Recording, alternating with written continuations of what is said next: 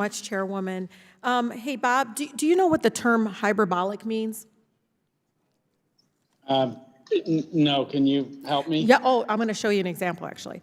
So, Bob, you know, in 2020, after McKinsey's work for Purdue Pharma came to light, your firm admitted that it, quote, did not adequately acknowledge that the epidemic unfolding in our communities or terrible impact of opiate misuse and addiction on millions of families across the country. Like you did not adequately acknowledge, okay?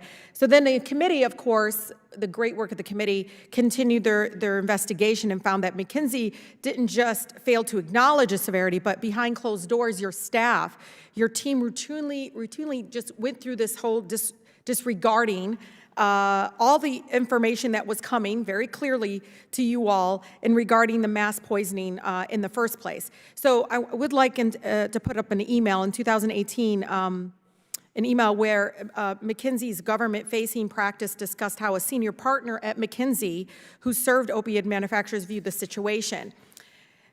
The person wrote, quote, told me the word epidemic and or crisis are hyperbolic, okay?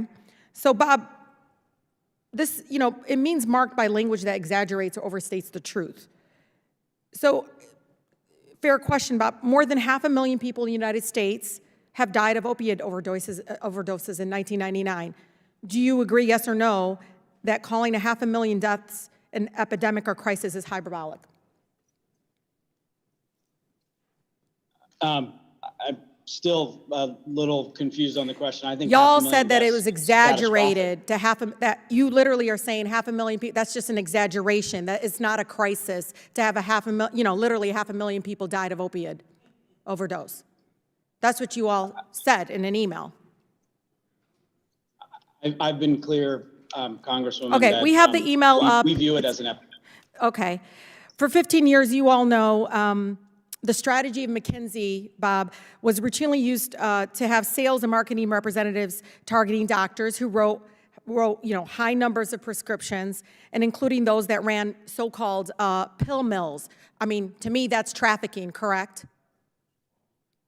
Aren't you guys trafficking?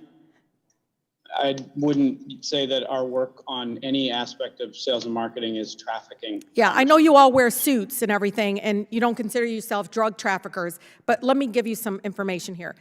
When the FDA announced new restrictions on opiates in 2013, including a, quote, boxed warning for pregnant women, McKinsey consultants at Purdue had doubts that this warning would even change the behavior of high-prescribing doctors and emailed each other about the safety concerns. So I'd like to put one such email up on the screen. So Laura, on your team, she's a principal at the firm, she said, I'm most curious to see if high writers even notice this smiley face. So Bob, I think it's safe to assume that, quote, high writers refers to prescribers that were writing high numbers of prescriptions for opiates. Would you agree? If you can give me a second just to read the email, Congresswoman, I just see it up on the screen here.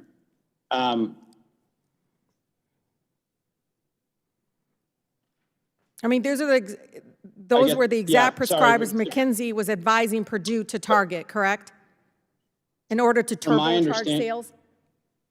Well, from my understanding, this email chain refers to how we could help Purdue comply with new FDA restrictions. I completely agree that a smiley face is totally inappropriate. Yeah. Well, you guys are trafficking. You're making money off of poisoning people. So why do you think your employee, you think it's fun, why do you think your employee would even put a smiley face next to a question of whether or not high writers would notice a black box warning, literally a warning, had been put on the Oxycontin for pregnant women? I can't guess as to why there was a smiley face. I do know this string relates to how we help Purdue comply with new FDA regulations. No, y'all were happy to think that this warning wasn't going to derail McKinsey's pill-pushing schemes, trafficking the drugs. While McKinsey was celebrating its blood money, communities were being torn apart. You know, Bob, 86% of overdoses in my district, in the city of Detroit, were due to overdoses from opiate. Did you know that?